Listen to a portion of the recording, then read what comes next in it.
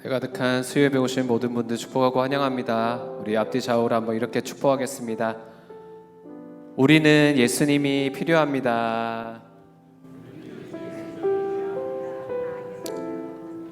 네, 우리 목사님 통해서 지난주부터 우리의 마음을 터치하고 위로하는 시간을 가지고 있는데요. 무엇보다도 내가 그리고 당신이 예수님이 필요하다라는 그런 들을 수 있는 그런 겸손한 마음들이 참 필요한 것 같습니다. 정말 내 얘기구나, 우리의 이야기구나, 그렇게 주님이 이 가르침을 통하여서 나를 위로하고 고쳐주시길 원하시구나, 이런 마음으로 오늘도 우리 기대하는 마음으로 우리 주님 찬양하고 예배 가운데 나아가도록 하겠습니다.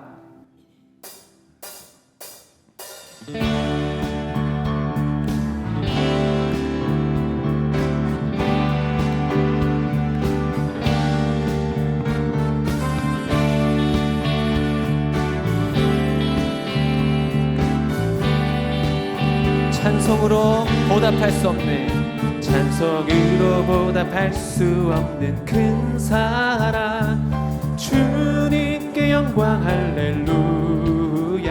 형제 자매 모두 함께 모여 찬양해.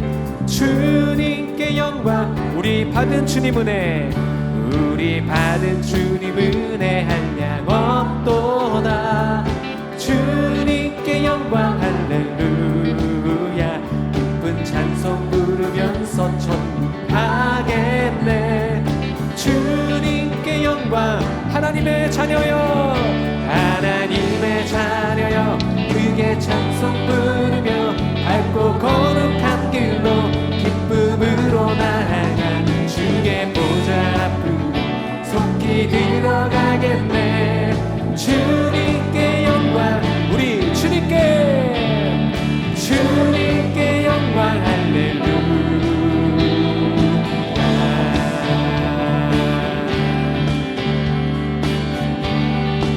잠시 후에 우리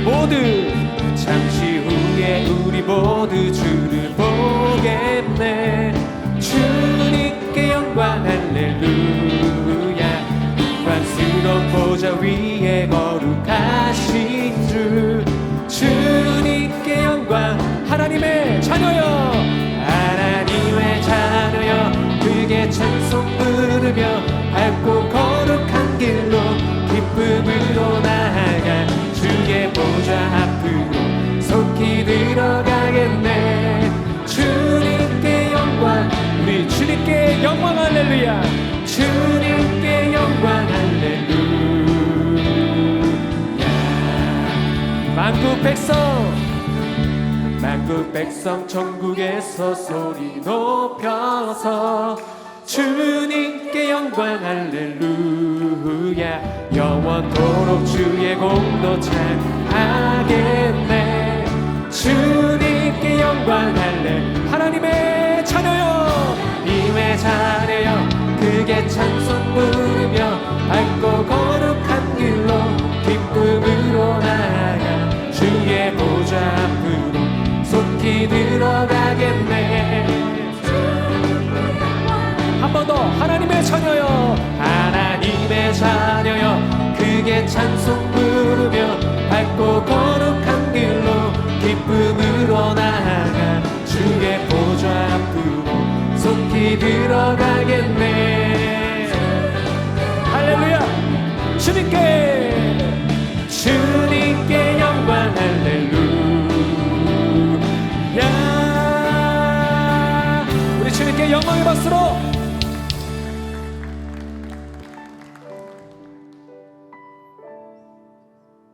오늘도 우리를 끝까지 사랑하시는 그 주님의 사랑을 함께 고백하길 원합니다.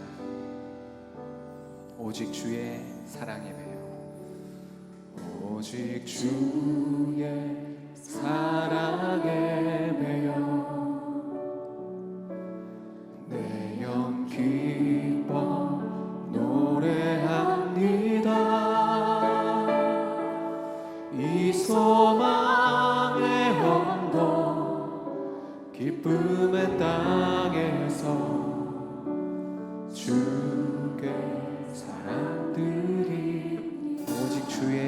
임재 안에 오직 주 임재 안에 갇혀 내 영 기뻐 찬양합니다. 이 소명의 언덕 거룩한 땅에서 주께서 주신 모든 은혜, 주께서 주신 모든 은혜, 나는 말할 수 없네. 내 영혼 즐거이 주 따르렵니다.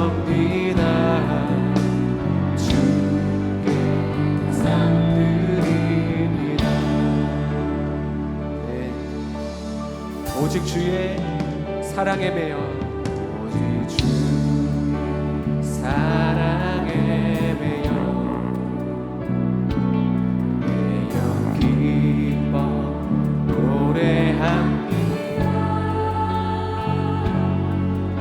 소망의 언덕 기쁨의 땅에서 주께 사랑드리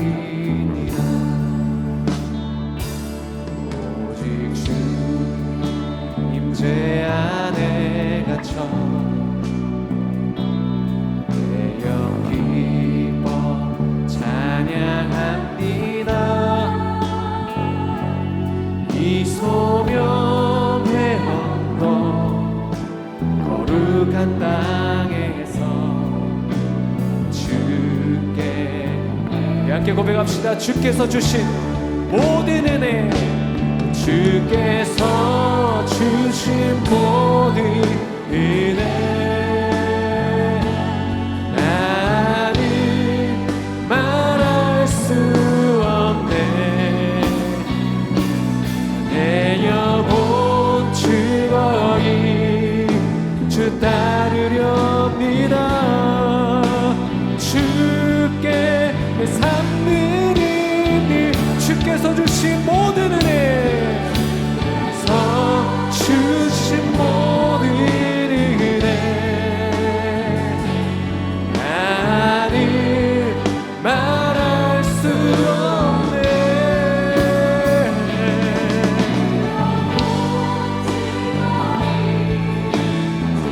주님, 우리의 고백과 찬양을 받아 주옵소서. 이 목소리로 주께서 주신 모든 은혜, 나의 고백으로 나는 말할 수 없네. 아멘. 내 영혼 즐거이 주 따르렵니다. 주께 산드립니다. 주님 사랑해요.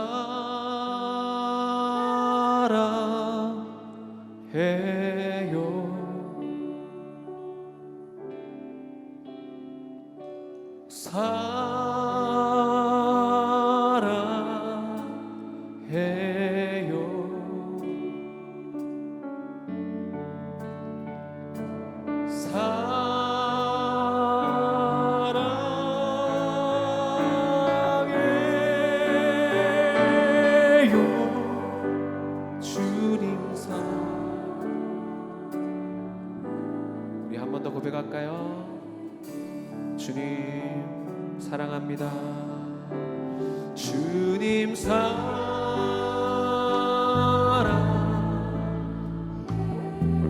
내 온 마음과 뜻과 정성을 다해 사랑해요.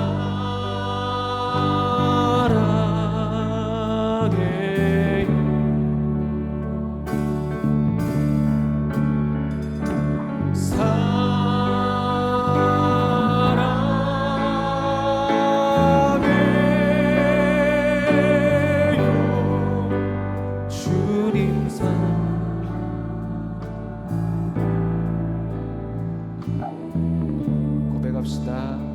이와 같은데 이와 같은 때에 난 노래하네 사랑을 노래하네 주님께 이와 같은 때에 손 높이 드네 손 높이 우리 손 높이 들고 우리 주님께 고백합시다. 주님 사랑 주님이 나의 고백을 받으십니다.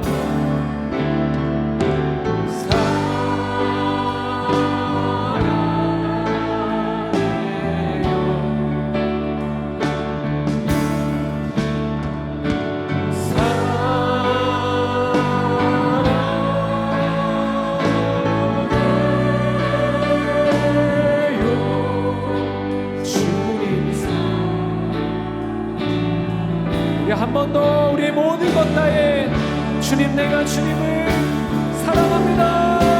주님 사랑해요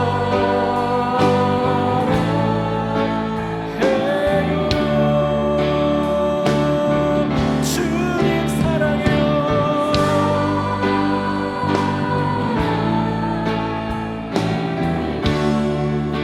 주님 사랑해요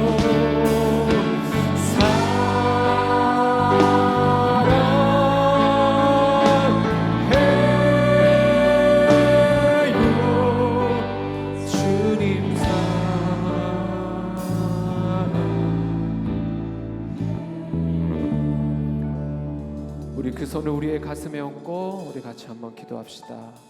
이렇게 한번 믿음으로 우리 고백하며 기도합시다. 주님이 나를 사랑하십니다. 그 누구도 그 어떤 것도 이 사랑에서 끊을 수 없습니다. 오늘도 주님은 나에게 말씀하여 주실 것입니다. 그 말씀으로 하나님의 사랑을 확증하실 것입니다. 나는 그 주님의 사랑 안에 있습니다. 그 사랑이 오늘 나로 충만케 하시고 말씀으로 회복케 하시고 나를 새롭게 살리실 것입니다. 아멘. 우리 믿음으로 선포하며 우리 주여 부르짖고 기도하겠습니다. 주여 하나님 아버지 우리의 삶 속에 하나님을 살리는 것이 할렐루야. 하나님 아버지의 사람들과의 관계에서도 사랑이 되시는 정말로 주님의 사랑 안에 충만해져 있는 우리를 다시 회복시키고 살리시는 오늘도 연약한 너무나도 역겨운 나를 치유하시고 회복시키시고 깨닫게 하시고 새롭게 하실 그 주님의 사랑을 그 위대한 사랑을 그 끝없는 사랑을 찬양하며 높여드립니다. 오늘 내가 그 사랑의 중심에 있는 줄 믿사오니 말씀하시고 나의 모든 것을 덮고 이길 수 있는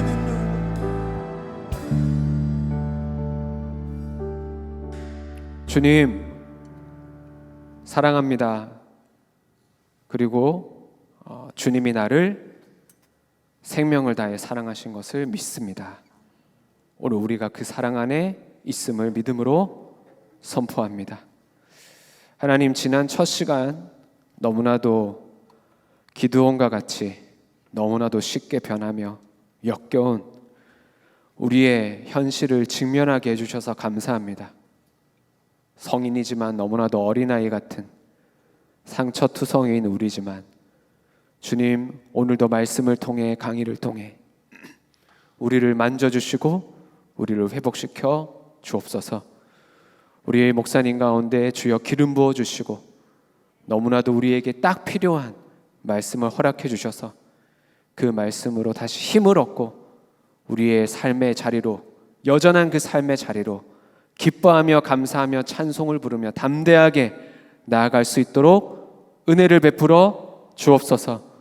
주님이 주실 은혜를 깊이 사모하며 예수 그리스도의 이름으로 기도하옵나이다. 아멘.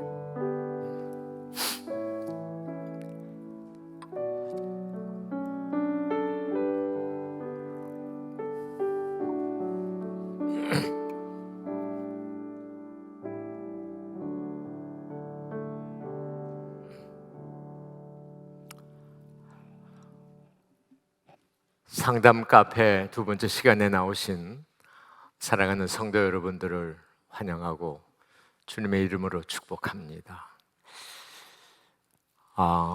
첫 시간에 여러분들에게 말씀을 드린 대로 저희는 이 시간을 통해서 뭘 궁극적으로 원하느냐 했을 때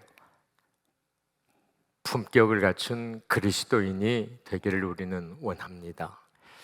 제가 이 목표를 여러분들과 같이 나누기를 원하는 것은 오늘날 이 시대의 그리스도인에 대한 여러 가지 좋지 못한 그런 평가들이 나오는 그런 가운데 우리가 어떻게 하면은 좀 더 주님께 사랑받고 모든 믿지 않는 사람들에게 또 인정받고 존경받는 그런 그리스도인들이 되기 바라면서 여러분들하고 이 시간을 갖는 겁니다. 저는 가끔 이런 생각을 해요. 하늘나라에 갔을 때 주님께서 우리 각 사람을 대할 때에 그분의 표정이 어떨까? 저는 제일 궁금한 게 접니다. 제가 만약에 주님을 하늘나라에서 배울 때 주님의 저를 첫 번째 보는 표정이 어떠실까? 밝은 모습으로 나를 환영하면서 맞으실까? 아니면 무뚝뚝한 가운데서 또는 얼굴이 별로 반갑지 않은 그런 표정으로 저를 보실까? 여러분은 어떠세요? 여러분 이런 생각 해보신 일 있습니까? 만약에 우리가 이런 생각을 매 순간 하진 못한다 손치더라도 문득문득 순간순간 우리가 이런 생각을 하게 되면 우리는 우리의 삶에서 내가 목사지, 내가 장로지, 내가 권사지, 내가 교회를 다니는 사람이지. 그러면 우리는 거기에 걸맞는 긴장된 삶이 따라올 수밖에 없다고 저는 생각을 합니다. 품격을 갖춘 그리스도인이라 했을 때 이 품격을 갖춘 사람은 도대체 먼저 어떤 사람일까? 저는 그게 참 궁금해요. 그리스도인은 둘째로 치고라도 도대체 품격을 갖고 있는 사람은 세상에서 어떻게 평가하는 사람들일까? 먼저 여러분들하고 보면 제일 처음에 도덕적으로 정직하다 그래요. 나는 오늘날 그리스도인들이 어떤 기사를 보니까 미국인들의 거의 80%가 연말에 텍스 보고를 정직하게 안 한다 그래요. 근데 여러분들은 어떠신지 모르겠어요. 얼만큼 여러분들은 정말 구체적인 돈과 관련된 삶에서 정직하냐? 일단 품격을 갖춘 사람은 정직하다는 거죠. 그 다음에 두 번째는 친절하다 그럽니다. 나는 친절은 어떻게 표현이 될까? 우리 얼굴에 친절한 것이 나타납니다. 저분은 참 만나는데도 부담이 없어. 그리고 굉장히 오래전에 봤던 사람과 같이, 알았던 사람과 같이 참 좋아. 굉장히 친절. 같은 말을 해도 하는 거 다르고 하는 거 달라요. 만났을 때 안녕하세요. 잘 지내셨죠? 이런 거 하고 어떻게 잘 지냈어? 이런 거 하고는 좀 다르지 않겠어요? 풍기는 뉘앙스가.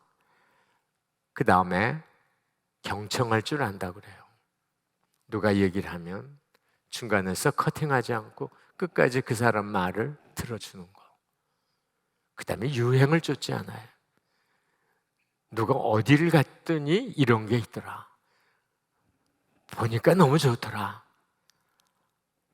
그래갖고 하나 샀는데 어때? 그럴 때 집사님께는 참 잘 어울리네. 그런데 나는 좀 그런 것 같아. 집사님 잘 어울려. 오케이. 나도 곧 뒤따라가서 그래? 어디야? 그리고 가서 사지 않는 거. 그냥 유행, 그럼 흐름은 흐름대로 사는 거예요. 그 다음에 사소한 논쟁을 피하는 거예요. 뭔가 서로 기분 나쁜 게 있었어요. 그럴 때 집사님, I'm sorry. 내가 뭔가 좀 오해한 것 같아. 우리 다음에 나중에 시간 되면 얘기할 수 있으면 좋지 않을까? 오케이, it's enough. 사소한 논쟁 안 하는 거. 그 다음에 자신이 한 말을 지킨다, 약속하는 거. 그 다음에 마지막으로 타인과 비교하지 않습니다.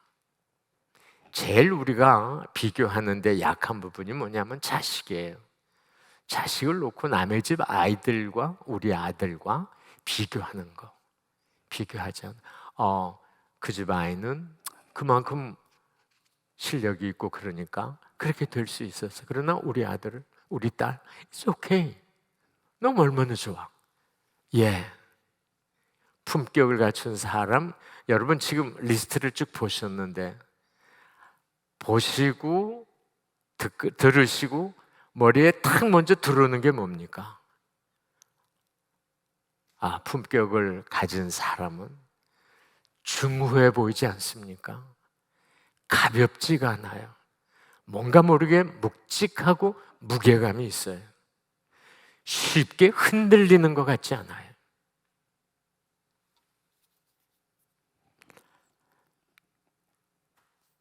그러면 세상 사람들이 품격을 갖춘 사람들을 이렇게 평가를 한다면 우리 그리스도인들이 품격을 갖출 때 우리는 어떤 모습이어야 될까?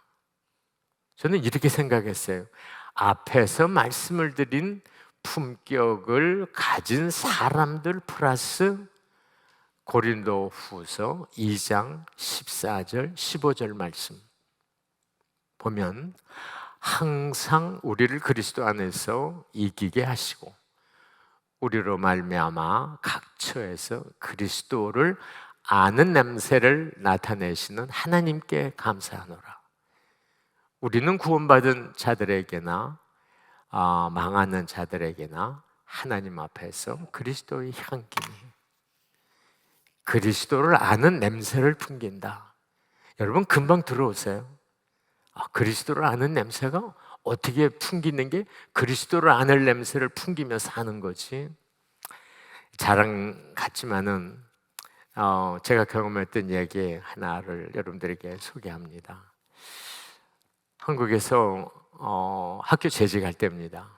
그래서 어떤 분한테 제가 선물을 할 기회가 있었어요. 그래갖고 분당에 있는 롯데백화점에 가서 선물을 하나 마련을 했습니다. 그리고 이 선물을 1층에 있는 포장 코너에 가서 포장을 부탁을 했어요. 자매님, 이거 아주 중요한 분에게 내가 선물을 하려고 그러니까 이 포장을 좀 잘해 주시면 고맙겠습니다. 그랬더니 그 자매님이 네, 근데 받으셔가지고 열심히 포장을 해요. 그리고 포장을 다 해서 저한테 주면서 하는 말이 혹시 목사님 아니세요? 자매님 어떻게 하셨어요? 아니요, 풍기시는 모습이 목사님 같으세요. 나 그때 얼마나 기분이 좋았는지 몰라요. 예. 이런 거 어디를 갔을 때 혹시 교회 다니세요? 이런 얘기 어딜 갔을 때 쓰시는 말씨나 또는 그 태도가 굉장히 다른 분들하고 좀 다릅니다. 혹시 교인이신가요? 이런 거예요. 우리는 어디를 가서 꼭 그거를 티를 내려고 내가 만들어내는 게 아니고 자연스럽게 내 삶에서, 내 몸에서 우러나는 거예요. 이 품격을 갖추는데 가장 중요하게 영향을 미치는 게 뭐냐면 자존감. 여러분들에게 여쭤보고 싶은 게 있으면 여러분은 여러분 자신을 사랑하세요? 사랑 안 하시는가 보네요. 아멘이 아무도 없으세요? 여러분은 여러분 자신이 좋으세요? 목사님 우리 교회 교인 야단 났습니다. 예, 예. 내가 나를 사랑하지 않으면 누가 나를 사랑해요? 난 너무 좋아요. 나는 너무 내가 자랑스럽습니다. 이렇게 말씀하시는 분들이 의외로 많지 않으세요. 좀 더 구체적으로 들어가면 여러분 미모가 마음에 드세요 지금? 여러분 어디 가서 손 안 보셔도 괜찮겠습니까? 여러분 체중은 어떠세요? 마음에 드세요? 여러분의 과거의 부모님 생각을 해볼 때 우리 부모님 예스, 나는 우리 아버지 우리 어머니 사랑하고 존경해, 이런 분이 있는가 하면 너 목사님 우리 옛날 우리 가정 얘기, 우리 엄마 아빠 얘기 하지 마세요. I don't want it. 하지 마세요. 뭡니까? 거기서 나는 자유하고 있지 못합니다. 그러니까 자존감에서 가장 중요한 건 자유함이에요. 여러분 동창 모임에 가셨어요. 다들 명품 하나씩 들고 차고 그러고들 왔는데 어떤 분은 그냥 보니까 머프라도 그냥 둘둘 말고 올드 이렇게 했는데 딱 보니까 너무 괜찮은 거예요.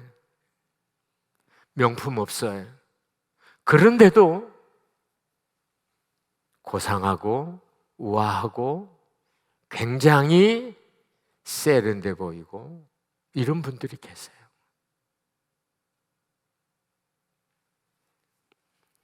자존감은 내가 나를 존중하는 마음이에요. 이거가 얼마나 중요한지 몰라요.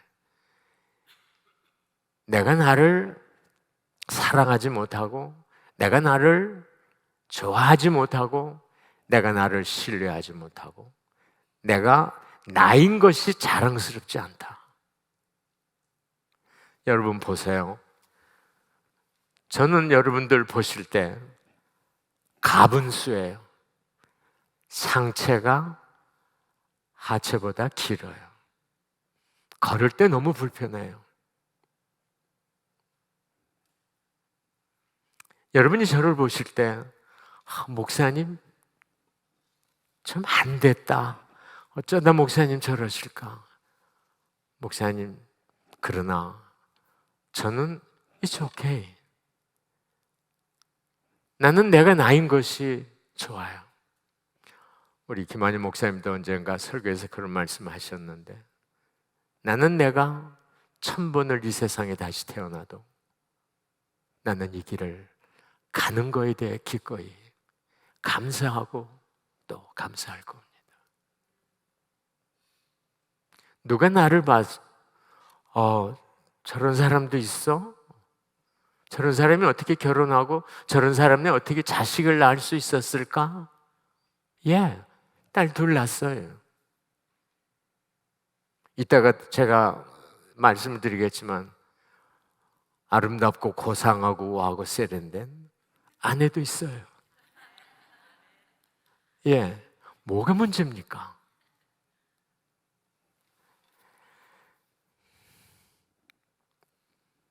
그런데 우리가 자존감을 얘기할 때 자존감, 자존심, 자신감, 이 세 개가 헷갈려요. 자존심과 자존감을 우선 비교를 해보면 내 시선이 어디에 있느냐예요. 내 시선이 나에게 있느냐, 내 시선이 남에게 있느냐. 내 시선이 나에게 있는 건 자존감이에요. 있는 그대로 나의 모습. 내 시선이 남에게 있는 것은 남이 나를 어떻게 보느냐. 그래서 그 사람이 나에게 대해서 별로 반갑지 않은 표정이나 태도나 말을 하면 나에게 뭐가 상해요? 자존심이 상해요. 나 그런 사람 아닌데, 나 그런 대우받을 그런 사람이 아닌데 왜 그러지? 하면서 속에서 뭐가 분노가 생겨요. 그러나 자존감을 갖고 있는 사람은 바깥에서 나를 어떻게 봐도 It's okay. 당신은 나를 그렇게 봐? 그러나 나는 아니야. 얼마든지 나를 그렇게 보고 나를 얼마든지 그렇게 이해를 해도 좋아. 그러나 나는 나야. 당신이 바라고 당신이 기대하는 그 사람은 내가 아니야. 사랑하는 여러분, 여러분은 어떠세요? 여러분은 시선이 주로 나에게 머무시는 편입니까? 남에게 그러니까 남을 의식하면서 사는 거죠. 그러니까 경쟁적이에요. 경쟁적인 사람은 절대로 자존감을 가질 수가 없어요. 경쟁에서 이겨야 되니까요. 경쟁에서 싸운다고 다 이깁니까? 경쟁한다고 다 이깁니까? No. 못 이길 때 많거든요. 자신감은 나의 능력이에요. 나는 뭐를 할 수 있다. 근데 예를 들면 아들 녀석이 축구를 참 좋아해요. 그런데 축구를 못해요. 그러면 축구장에 가서 자신감이 있을까요? 없을까요? 자신감이 없죠. 축구를 잘하면 축구장에 가서 축구를 봐도 자신감을 갖고 보게 됩니다. 그러니까 중요한 건 자존감, 자존심, 자신감 이 세 개가 완벽하게 하나로 된다면 이건 뭐 거의 금상첨화예요. 그러나 이렇게 되는 건 거의 쉽지 않겠죠. 왜? 우리 마음에 상처와 여러 응어리들 때문에 그렇습니다. 그래서 우리에게 그러므로 어떤 문제가 생기느냐 하면 자존감이 낮아지는 거예요. 그러니까 자존감이 낮아진다는 말은 쉽게 말하면 내가 내 자신을 신뢰하지 못해요. 내가 왜 내 자신을 신뢰하지 못할까? 믿지 못할까? 이유는 어렸을 때 우리 부모님으로부터 내가 인정을 많이 받고 잘하지 못함으로 인해서 생긴 결과라고 가정심리학자들은 얘기를 합니다. 만약에 예를 들면 어려서 내가 부모님하고 생활하면서 잘할 때 내가 지난 시간에도 말씀을 드렸어요. 딸들은 아버지의 사랑을 많이 받으셔야 돼요. 아들은 엄마의 사랑. 그래서 이게 프로이드가 얘기하는 오디퍼스 컴플렉스, 엘렉트라 컴플렉스. 내가 이걸 믿는 건 아니에요. 그러나 굉장히 설득력 있는 이론인 것만은 분명해요. 그리고 많은 연구의 결과들도 그렇기 때문에 자라면서 부모님에게 인정을 받지 못한다. 그러면 인정을 받지 못하니까 어디에 가서든지 인정을 받아야 돼요.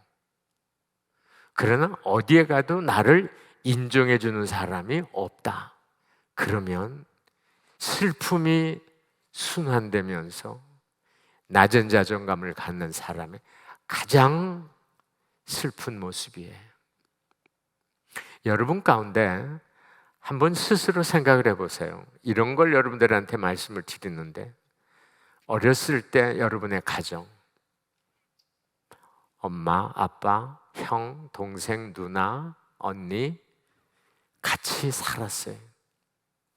그걸 여러분께서 머리에 떠올리실 때 어떤 생각이 드세요? 그때 너무 행복했어. 우리 엄마, 우리 아빠, 언니, 누나, 동생, 형아 너무너무 재밌고 좋았어. 이야, 이런 분이 있는가 하면 나는 생각하기 싫어. 이런 분들은 첫 시간에 말씀을 드린 대로 엮이는 가정에서 사신 분들이세요. 그러니까 엮이는 가정에서 살고 자라고 성장해서 오늘날 우리가 있다면 틀림없이 우리에게는 자존감의 문제가 있다고 보는 거죠.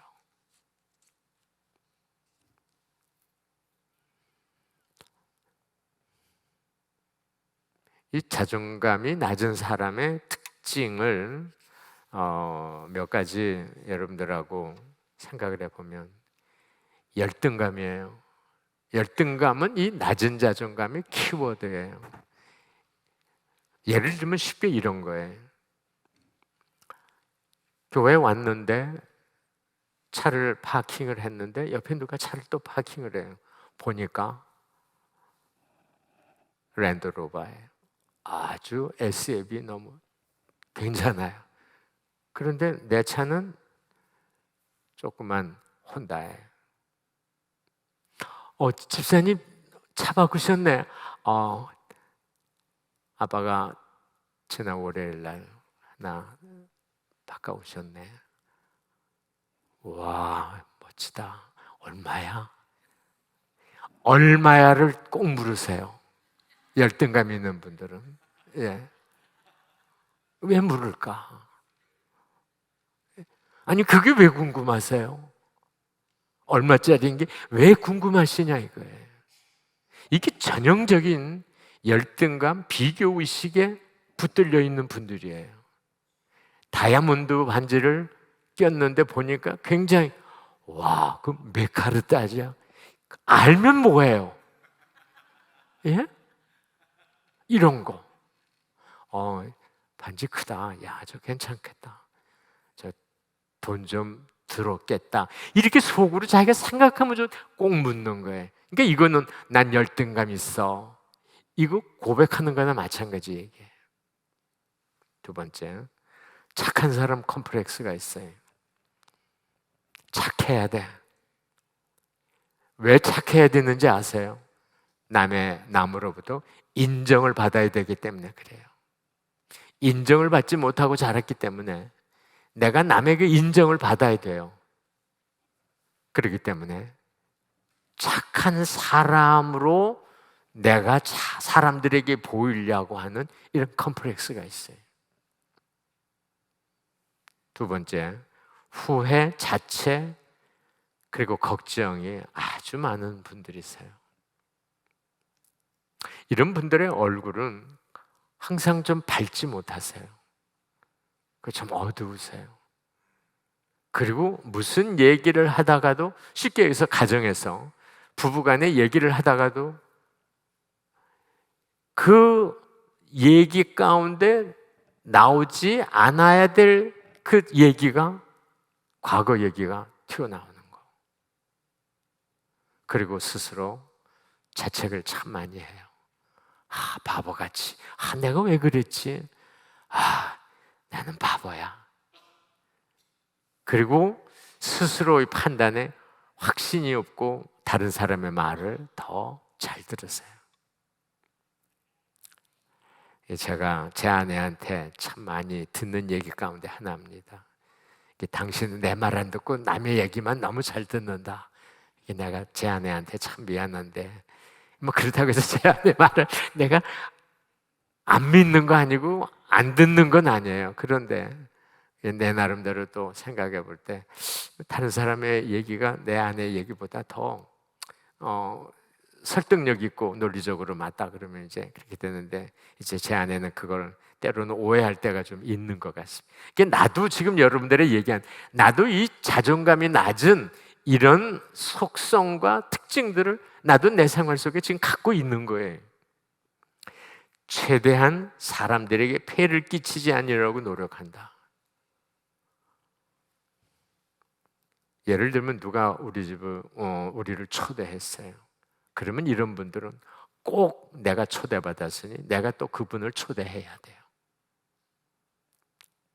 주고받는 게 아주 분명해요. 왜? 내가 신세지지 않아야 되니까.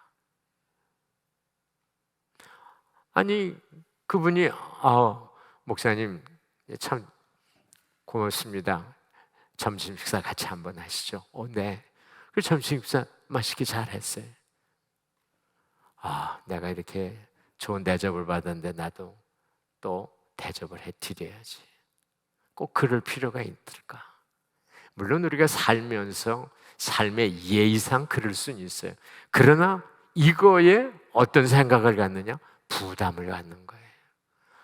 내가 그분 내가 꼭 모셔서 한번 대접해야 되는데, 자존감 낮은 사람은 이게 하나의 삶의 부담이 되는 거예요. 긴장을 자주, 눈치를 잘 봅니다.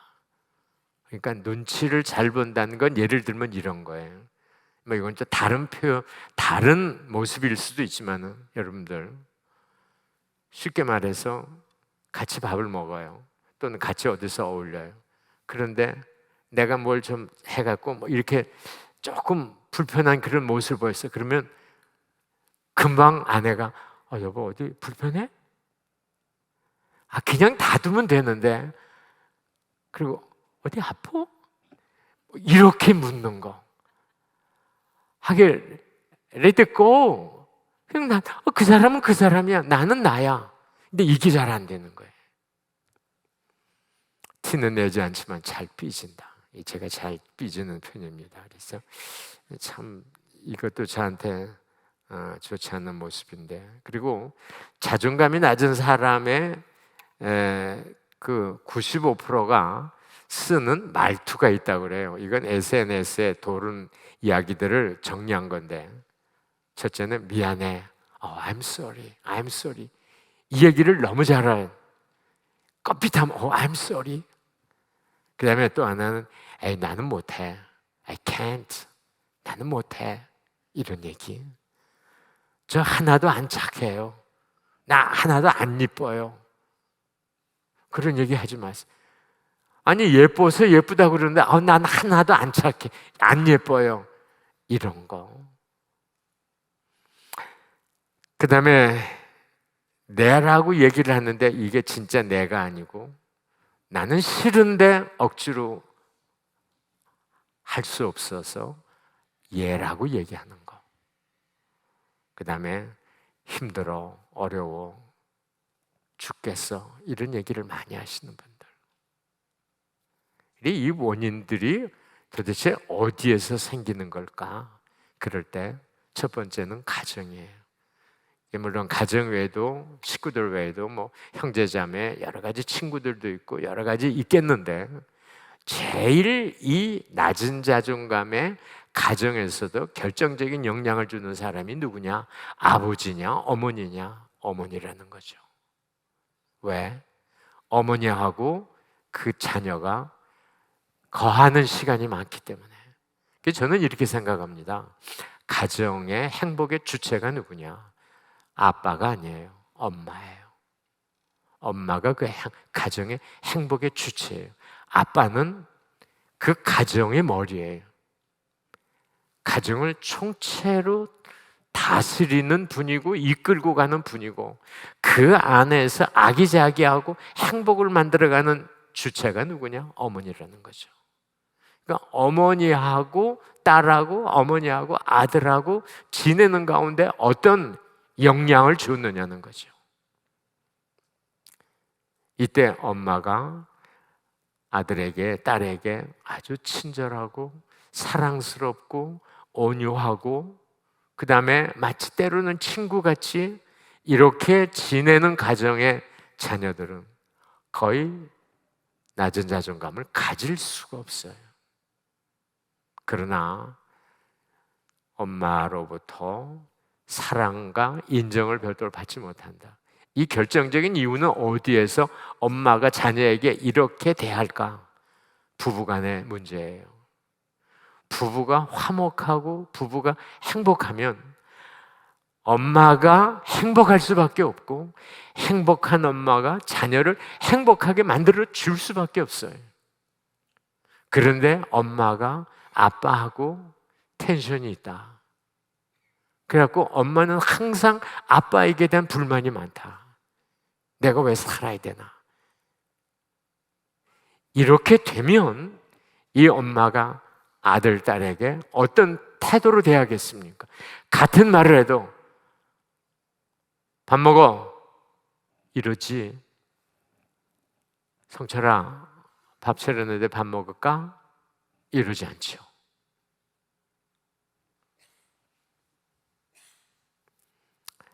그렇기 때문에 이 가정에서, 여기 지금 계신 분들은 이제 자녀들을 다 출가시키시고 이제 사시는 분들이 대부분 많으신데 혹시 유튜브로 보시는 성도님들, 아직 슬아의 자녀들을 키우고 계신 부모님들은 잘 들어두시면 좋겠어요. 제일 중요한 건 가정의 부부 간의 사랑이에요. 이런 말이 있어요. emotional divorce. 같이 살긴 살지만 이미 정서적으로는 남과 남이에요. 한 가정에 두 지붕이 있다는 얘기예요. 그래서 자녀들에게 이런 아픔을 주시는 부모님들은 안 계시면 좋겠어요. 뭐 더 말씀을 드리고 싶은 얘기가 많지만 그 다음에요. 이분이 누군지 아세요? 예, 한국에 뭐 그렇게 유명한 배우는 아닙니다. 고아라 배우인데 저는 이 배우를 참 좋아합니다. 좋아하는 이유가 딱 하나 있어요. 제 아내와 연애할 때 제 아내의 모습이 이 여인의 모습과 너무 비슷해요. 뭐 지금은 이제 많이 옛날에 그 미모는 좀 없어지고 대신 세련되고 우아해졌어요. 예. 우리는 사회적인 가치관에 있어서 특별히 여성분들은 미모에 관심이 많아요. 여기에서 내가 따르지 못한다. 그러니까 뭐 우리나라 같이 성형 수술이 왕성하게 발전된 나라가 뭐 세상에 없다 그러니까 우리는 미모 또는 내가 미국에 가서 사는데 여러분 혹시 영어를 적어도 우리 김한일 목사님이 설교에서 가끔 쓰시는 그런 영어같이 영어를 나는 못 쓴다. 그리고 나는 손자 손녀들하고 얘기해도 영어로 대화가 안 된다. 당연히 이렇게 되면 이런 것들도 하나의 낮은 자존감의 원인이 될 수 있다는 거죠. 다른 사람들은 영어를 참 잘하죠. 영어로 기도하고 영어로 뭐 잘하는데 나는 그게 안 돼요. 저도 마찬가지예요. 누가 학자들이 그런 얘기를 하더라고요. 미국에 와서 미국 사람들하고 드라마를 보면서 같이 그 사람들이 웃을 때 나도 웃을 수 있으려면 적어도 고등학교 1학년 때 와야지 그런데 그런 수준으로 갈 수 있다 그러는데 글쎄 뭐 잘 모르겠습니다만은 이렇게 남은 잘하는데 나는 못한다. 남은 예쁜데 나는 예쁘지 않다. 남은 돈을 많이 가졌는데 나는 돈을 많이 갖지 못했다. 다른 사람은 좋은 차를 탄다. 나는 좋은 차를 타지. 어떤 사람은 100만 불짜리 집에 사는데 나는 30만 불짜리 집에 산다. 난 아직도 집이 없다. 뭐 이런 거. 이런 데 대한 사회적인 흐름 속에서 생기는 이 자존감의 문제점들이 있다는 거죠. 그 다음에 또 하나는 100% 완전주의적인 성향이에요. 이것도 어렸을 때 우리 부모님으로부터 받은 교육에서 파생되는 거예요.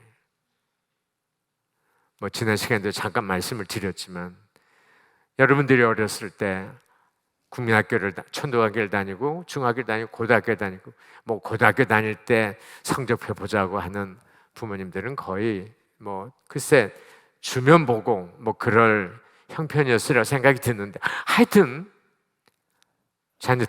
자녀들의 학기말이 돼서 성적표를 갖고 왔다. 보니까 성적이 다 괜찮은데 과학 하나가 87점이다.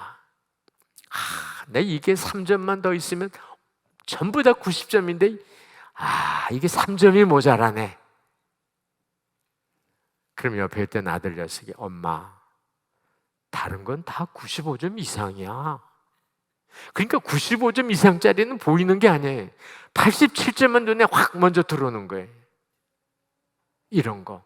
그러니까 우리는 자랐을 때 어떤 보이지 않는 압력 속에 자랐느냐 하면 좀 더 높이, 좀 더 높은 상향적인 그런 수준으로 엄마가 끄는 대로, 아빠가 끄는 대로 오다 보니까 뭡니까? 안 되는 거예요. 한국에서 제가 섬기던 교회, 전 한국에서 담임 목사는 해보진 않았습니다. 근데 이제 협동 목사를 쓰던 어느 교회, 교인 가정에, 이 가정은 전부 다 서울대 출신이에요. 할아버지, 아버지, 외 가족 다 서울대 출신이에요. 근데 이제 막내가 대학을 가게 됐어요. 수능 시험을 봤어요. 이 막내에게는 어떤 스트레스가 있느냐면, 나도 이제 서울대학교 가야 되는데 이 서울대학교 전통을 이을 수가 없을 것 같아요. 그래가지고 결국은 서울대 못 가고 연세대를 갔어요. 와서 상담을 한번 했어요. 목사님, 나는 할아버지, 할머니, 아버지, 엄마 보기가 너무 미안해요. 나만 혼자 서울대 아니거든요. So what? 그래서 뭐가 문제인데? 이런 거. 여러분, 절대로 지금 혹시 자녀들을 키우는 부모님들이 자녀들이 대학을 갈 때 SAT나 ACT 테스트를 해요. SAT 1600점 만점, ACT 800점 만점이에요. 여러분은 자녀들이 1600점, 800점 완전하게 만점 받기를 원하실 거예요. 그래가지고 하버드나 MIT나 프린스턴이나 스탠포드나 골라서 가기를 원하실지 몰라요. 그러나 다 그렇진 않거든요. 나는 부모님들이 자녀들에게 스트레스를 주는 데 있어서 제일 큰 게 이게, 엄마는 못하고 아빠는 못했으니까 자식에게 자기가 못한 거를 컴펜세이션 하는 이런 현상들이 너무 많지 않아요? 이건 아닙니다. 이건 아니에요. SAT 1480점 맞았어요. ACT 700점 맞았어요. 그 수준에 맞는 학교를 아들하고 딸하고 같이 열심히 찾아서 이 학교 괜찮겠다, 이 학교 좋다. 그러면서 엄마 아빠가 걔를 기쁘게 잘 해야 되는데, 너 이 점수 갖고 이 학교는 못 가. 엄마가 얘기했지. 맘대로 해. 이러면 얘가 앞으로 어떻게 될 것 같으세요? 이건 아닙니다. 그래서 혹시 여기 할아버지 할머니 되시는 분들, 아들, 딸 가정에서 이런 일이 있으면 가서 정말 기도하는 마음으로 아들, 딸, 며느리에게 말씀하셔야 돼요. 우리 손자, 우리 손녀 스트레스 주지 마라. 걔가 가장 원하는 거 하도록 길을 열어줘라. 그리고 뒤에서 열심히 기도해라. 열심히 기도해라. 그렇기 때문에 이 낮은 자존감으로 인해서 신앙에 어떤 영향이 생기느냐 하면, 낮은 자존감을 갖고 있는 대부분의 그리스도인들은 어떤 생각을 하느냐 하면 죄의식을 가지세요. 내가 뭐라 그럴까, 쉽게 말하면 신앙심이 부족해서 내가 이런가, 또는 회개한 게 없어서 내가 이런가. 그러나 이건 회개할 일, 신앙심이 부족한 거하고는 저는 관계가 없다고 생각을 합니다. 중요한 것은 여러분들이 이런 일로 인해서 내가 열심히 교회도 봉사를 하고, 내가 또 자원봉사도 열심히 하고, 내가 성경도 더 많이 읽고 기도도 더 많이 하고, 그러면 내가 이게 해결이 될까? 조금은 해결이 될지 몰라요. 근본적인 문제가 해결이 되지 않아요. 그래, 이 낮은 자존감을 갖고 있는 분들이 하나님에 대한 인식, 하나님을 생각하는 인식, 저는 초등학교 4학년 때 저는 예수를 친구 따라 교회를 가서, 성덕교회 가서 신앙생활을 시작을 해서 쭉 했습니다. 그러나 우리 부모님들은 저 only child라고 여러분들 말씀을 한번 드렸어요. 그러니까 only child인데 우리 어머니 아버지는 제가 미국 유학 올 때까지 세례받지 않으셨어요. 그리고 내가 목사가 되고 나서야 우리 아버지 겨우 성경책 준비해가지고 교회 나오기 시작하셨어요. 저는 하나님을 딱 생각을 할 때 난 하나님이 무서운 분으로 나는 내 머릿속에 항상 남아있어요. 지금도 저는 공의의 하나님이 사랑의 하나님보다 내 안에 더 커요.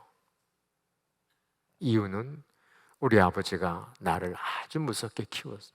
저는 아버지하고 우리 세 식구가 밥상을 차려서 밥을 먹을 때 아버지 앞에서 제가 무릎 꿇고 식사를 했어요. 그리고 아버지가 먼저 수저를 들어야 제가 수저를 들었어요. 아버지가 국을 먼저 드셔야 제가 국을 들었어요. 아버지가 먼저 꽁치를 드셔야 제가 그 다음에 꽁치를 먹었어요. 외아들임에도 불구하고 우리 아버지 너무 무서웠어요.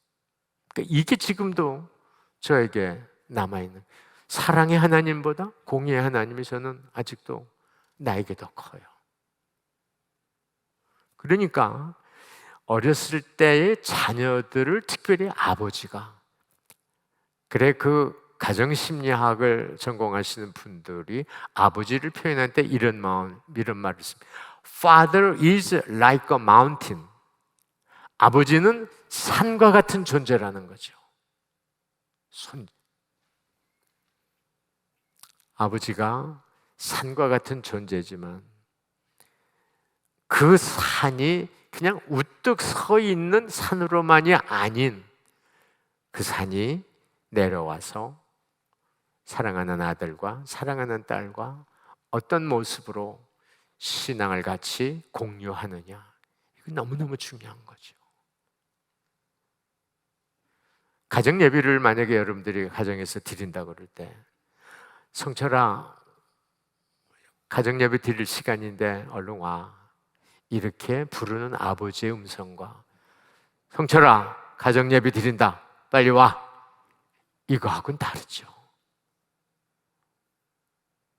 그러니까 가정 예배를 강제로 끌어서 와서 기쁨으로 드리게 하는 것과 강제로 끌어다 앉히는 것과는 다르죠. 그러니까 여러분이 한번 생각해, 내가 하나님하고 딱 생각할 때 사랑의 하나님이 클까? 공의의 하나님이 클까? 이건 여러분이 어렸을 때 부모로부터 받은 영향의 결과입니다. 두 번째는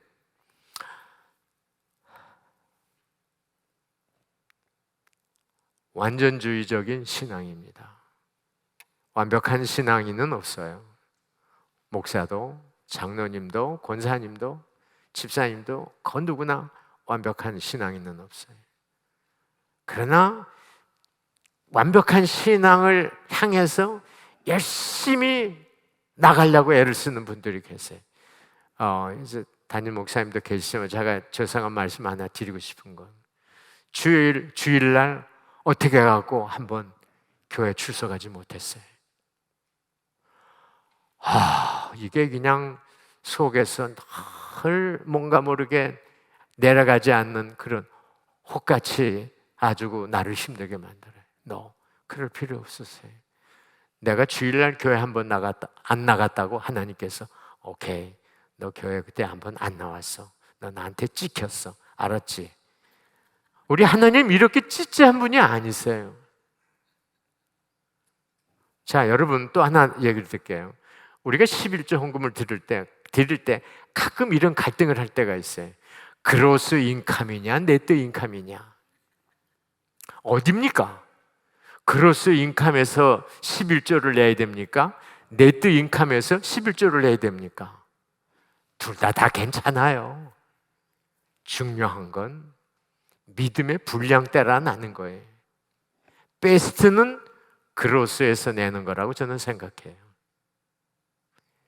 네트에서 내는 건 it's better. 여러분이 네트에서 11조를 냈다고 하나님께서 no, 너 알아서 해. 이러시는 분이 아니라는 거죠. 그러니까 우리는 완전주의적인 신앙을 어디서 나도 모르게 갖게 됐느냐? 어렸을 때 어떤 부모님의 영향에서 내가 이렇게 자라서 여기까지 왔느냐의 결과라고 우리는 보는 겁니다. 그리고 이제 세 번째는 이 낮은 자존감과 겸손의 이 관계입니다. 그 낮은 자존감을 갖고 있는 분들의 특징 가운데 이런 게 있었어요. 착한 사람 컴플렉스. 그러니까 착한 사람 컴플렉스와 겸손과를 여러분 혼동할 때가 있어요. 착한 사람 컴플렉스는 다른 사람이 볼 때 겸손해도 보이고 저 사람 도와줘야 되겠다. 저 사람 인정해 줘야 돼. 저 사람 이렇게 해야 되겠다. 이런 마음을 불러일으키게 하는. 그러니까 겸손과 낮은 자존감은 포인트가 관점이 초점이 어디에 있느냐는 거죠. 나에게 있느냐 타인에게 있느냐. 예수 그리스도는 겸손하실 뿐만 아니라 건강한 자존감을 갖고 계셨어요. 이제 마지막으로 자, 그럼 우리가 자존감을 어떻게 회복을 하겠느냐 그럴 때 저는 여러분들이 인터넷을 보시면은 자존감 회복에 대한 여러 가지 그 글들이 굉장히 많아요. 그러나 성경적으로 저는 딱 한 가지만 여러분들한테 드리는 것, 존재의 가치, 내 존재의 값. 나는 어떤 가치를 갖고 있는 사람이냐. 그럴 때 마태복음 16장 26절에서 예수 그리스도께서 이런 말씀을 만일 사람이 온 천하를 얻고도 제 목숨을 잃으면 무엇이 유익하리요? 사람이 무엇을 주고 제 목숨을 바꾸겠느냐? 천하보다 귀한 영혼이 온 천하를 갖고도 주님 나를 바꾸시지 않는다는 거죠. 그 다음에 또 한 성경 구절은 스바냐서 3장 17절.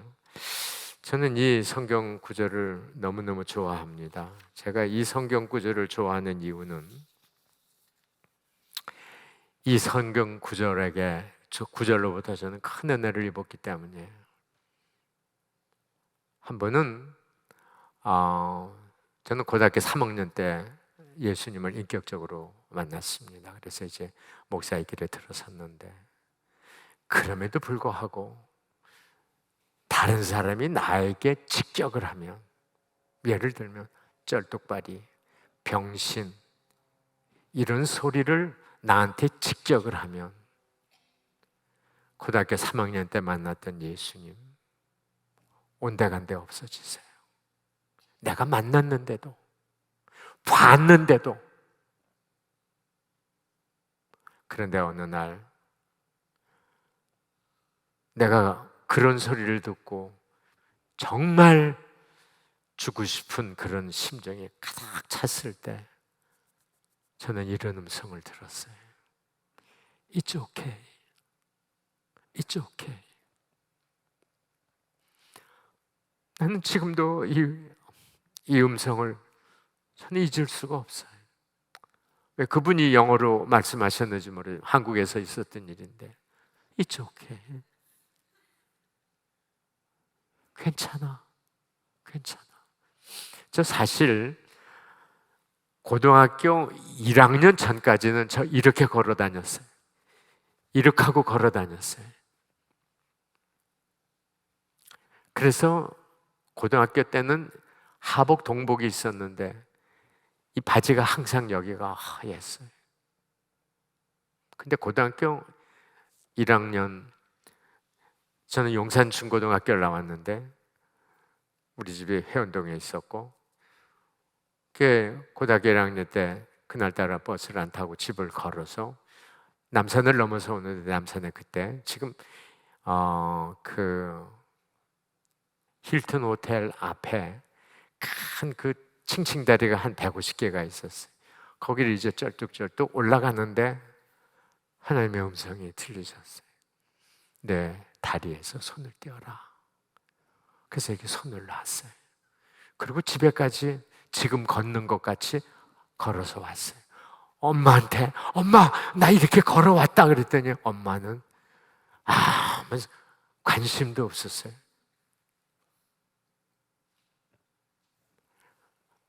하나님이 나에게 들리신 음성, It's okay. 여러분에게도 그러시지 않으세요? 우리에게는 수없이 그런 순간들이 있었어요. 열등감을 느끼고 죽고 싶고 왜 내가 살아야 하는지, 이게 뭐야? 그러나 하늘에 계신 그 하나님은, 그분은, 아버지는 It's okay. 딸아, I love you. I like you. Don't worry. 괜찮아. 지속적으로 그분은 우리에게 이런 음성을 들리시고 지금도 우리를 잠잠히 사랑하시며 우리를 위해 노래하세요. 그래서 제가 스바냐 3장 17절 말씀을 갖고 설교를 할 때 제목이 당신 때문에 노래하시는 하나님. 당신 때문에 노래하시는 하나님. 바로 집사님 때문에, 바로 권사님 때문에, 바로 우리 성가대원 때문에, 우리 때문에 노래하신 하나님. 지금도 그분은 우리를 위해서 노래하시고 잠잠히 사랑하시고 It's okay라고 우리에게 위로의 말씀을 중심없이 수없이 우리에게 주시나 우리는 그것을 때로 듣지 못하며 지날 때가 얼마나 많은지 모릅니다. 이 돌프 빈더하고 그 다음에 와이어드 잡지에 나온 이 보고를 제가 간단히 한번 읽어드릴게요. 이게 뭐냐면 도대체 인간의 가치가 얼마나 될까? 이 돌프 빈더라고 하는 돌프 빈더의 박사의 연구 결과입니다. 체중 150파운드의 사람을 물질로 따져본다면 그 값은 겨우 $2.98에 불과하다. 한 주먹의 석회와 못 1개 정도의 철 찻잔 하나 정도의 설탕과 비누 5장을 만들 만큼의 지방, 그리고 성냥 5갑을 만들 수 있는 인과 그 외에 몇 가지 물질이 나오는데 이것을 몽땅 값으로 따지면 $2.98라는 거죠. 이게 150파운드 나오신 분 죄송합니다. 그보다 안 되시는 분은 값이 더 적겠죠. 그런데 이거 반대로 와이어트 월간 잡지에 나온 얘기는 또 달라요. 이 미국에서 발간이 되는 잡지인데 신체의 모든 조직을 수액, 조직, 항체까지 분리해서 돈으로 환산해 본다면 얼마나 될까? 얼마나 될 것 같습니까? 4,500만 달러. 우리가 작은 돈이 아니에요. 4,500만 달러. 근데 어떻게 그렇게 됐느냐?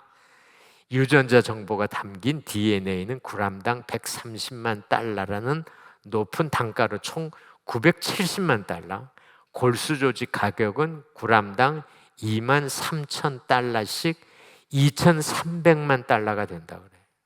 그리고 여러 조직들이 있어요. 이게 인간이 인간을 놓고 육체로 평가한 내용이에요. 그러나 그들이 평가할 때 뭐가 안 들어갔느냐? 영혼이 안 들어갔어요. 우리는 하나님께서 당신의 형상을 따라 생기를 부어 만드신 아주 존귀한 자들이에요. 그렇기 때문에 우리는 감히 값으로 환산할 수가 없고 이 우주를 갖고도 바꿀 수 없는 그런 소중하고 존귀한 보배로운 존재들이 우리들이세요. 사랑하는 여러분, 좀 지금 웃으십시다. 얼굴을 피세요. 얼굴을 피세요. 어깨를 피세요.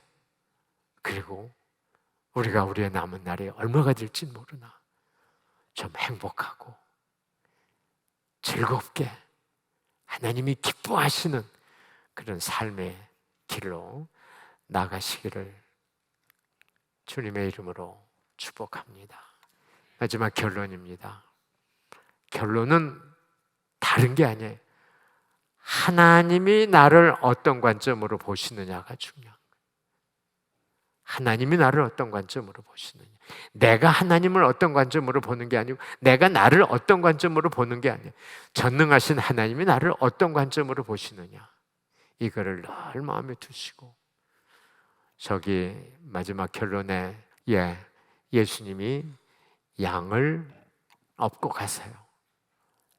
예수님이 항상 우리와 동행하시고 우리의 위로자가 되시고 능력이 되시고 소망이 되시고 힘이 되신다는 걸 믿고, 그분께서 지금도 It's okay, don't worry, 괜찮아,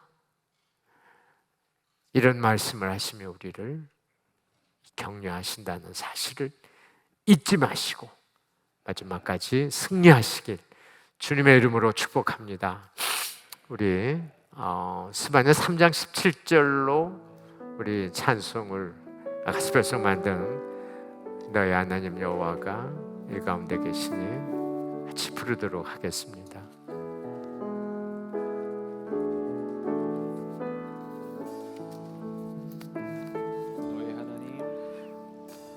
너의 하나님 여호와가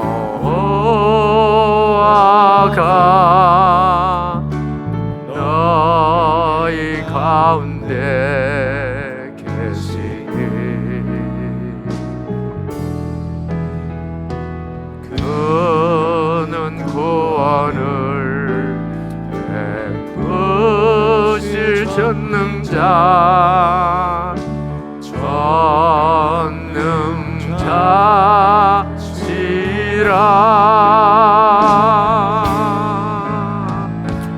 그가 너로 인하여 기쁨을 이기지 못하시며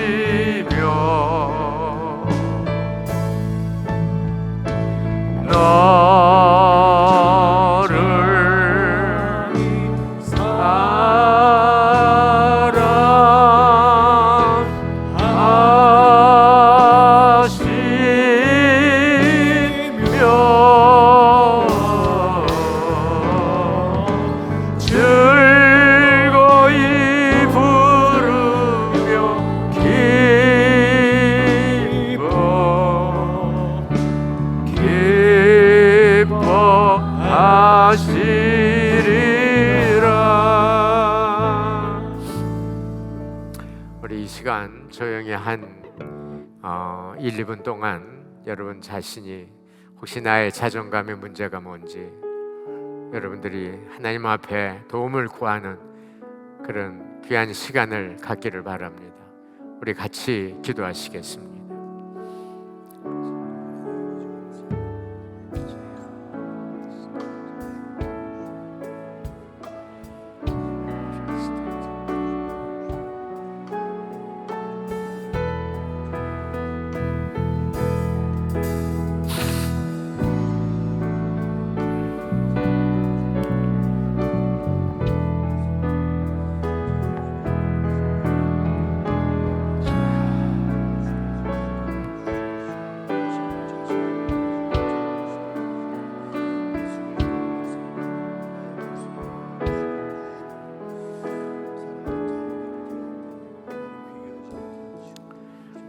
하나님 아버지, 오늘도 우리가 우리의 자신들을 돌아보면서 귀한 말씀을 나누었습니다.